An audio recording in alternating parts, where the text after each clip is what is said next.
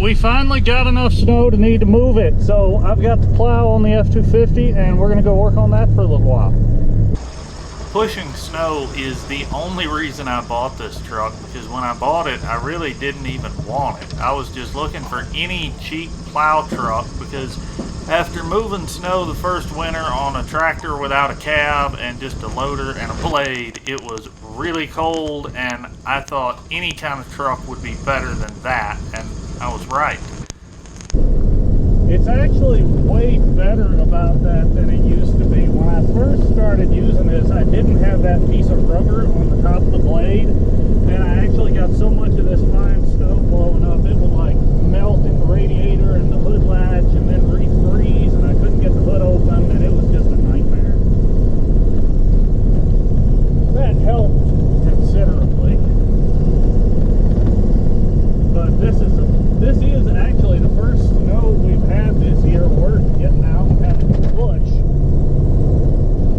Now, I know you may be thinking, Blake, if you'd slow down, there would be less snow flying around and freezing in your hood latch and causing other problems, and you are right.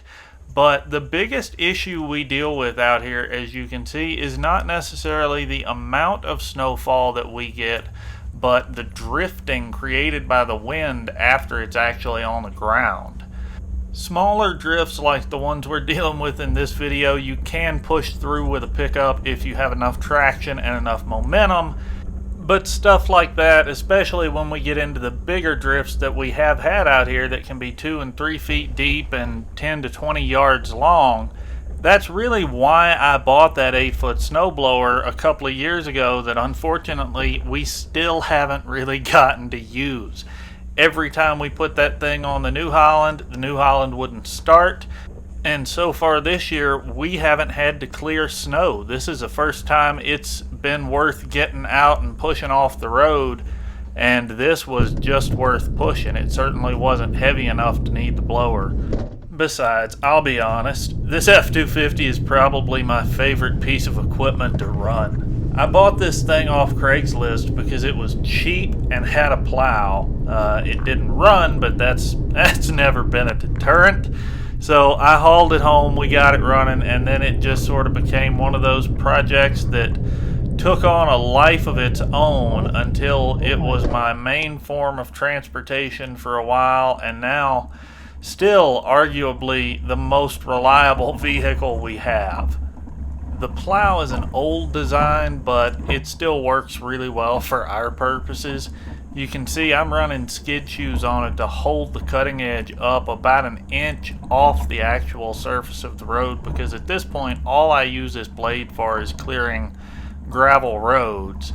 And doing that, we're really not looking for a clean scrape as much as we're just trying to avoid throwing all the gravel off into the ditch. Doing this also prevents pretty much any noticeable wear on your cutting edge on the blade. Instead, those skid shoes, the little round puck looking thing you can see on the left side of the blade there, that's what wears. Not only do they last a long time in my kind of operation though, but they're cheap to buy. I think they're about $20 a piece from the local shop. And even then, these could always be touched up with a welder and thickened back up, and they'd work just perfectly.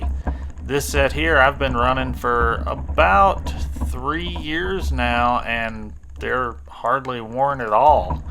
I could touch them up next year if I really wanted to, but they don't quite need it. So in the next couple of episodes, we're going to be working on that 7.3 F-350 you just saw. I've learned a little bit about what that truck is going to need, and it's a little bit more than I was hoping for, but it's going to be really, really cool. So subscribe if you haven't. Thank you for watching, and more later.